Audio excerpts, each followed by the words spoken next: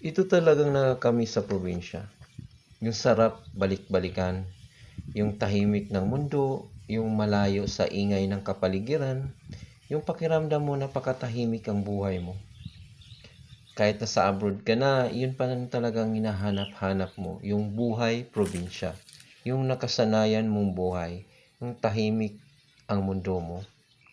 Yung puro huni lang ng ibon naririnig mo, yung mga malalaking puno na maraming bunga na tinatanim ng yung mga magulang na ngayon tayo na ang nakikinabang dahil sa kasipagan ng ating mga magulang.